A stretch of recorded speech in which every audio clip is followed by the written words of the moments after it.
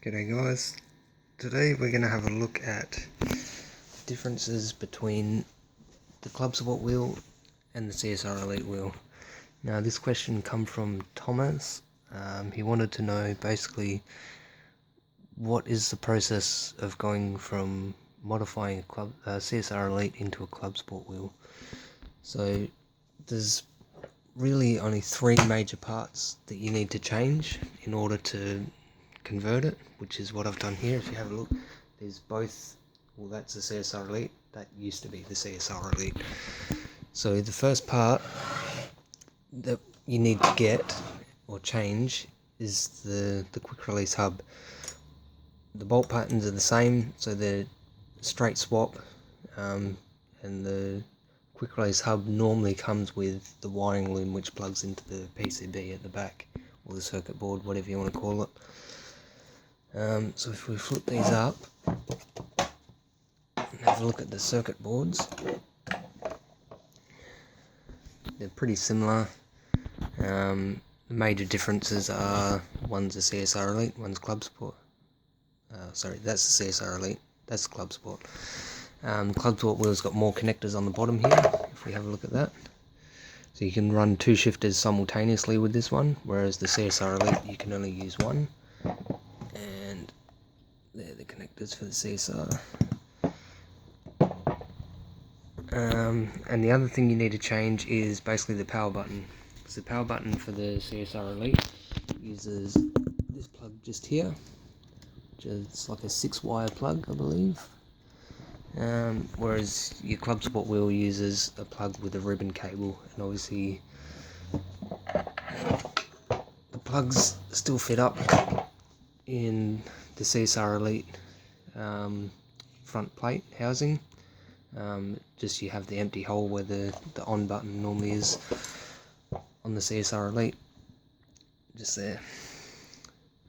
So that's basically all that needed to be changed. The only extra work I had to do to fit this up was because of the difference in location of the zero and position sensors.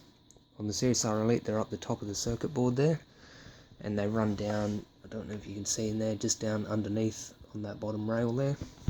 On the Club Sport wheel, the connectors are all the way over on the left hand side, so one of the cables wasn't quite long enough to reach down the bottom there, so I had to extend it using a few extra wires. I don't know if you'll be able to see the joins there or not.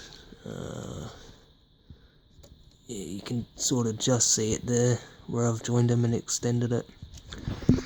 And that's basically it. Obviously the Club Sport wheel can run an extra fan as well, whereas the majority of CSR Elites, there's no second plug. You can modify it to put a second fan in, but it's not really worth it, to be honest. The cooling system on this wheel is not really adequate. And obviously all your pulleys and everything is still the same. But normally your Club Sport wheels run a 3-rib belt from your motors to reduction pulley, whereas your CSR Elite normally has 2, but I've upgraded this one to a 4-rib, so it uses all the slots on the reduction pulley and on the motors. Obviously this wheel has quite a few mods on it as well, so we're running bigger motors, much more powerful, with an upgraded power supply to suit. It's got the cooling system on there,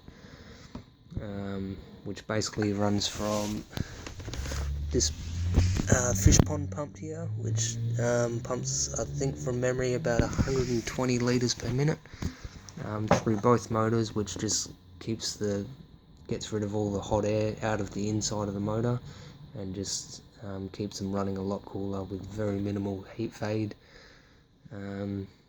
And we've got the slip ring in there, which is wired up, so if I set this up where you can see it, if we turn the shaft, the wires coming out the back don't turn because the slip ring, basically this guy here, this is a bigger version. I can't use 2 hands. If I hold that with my leg, there we are.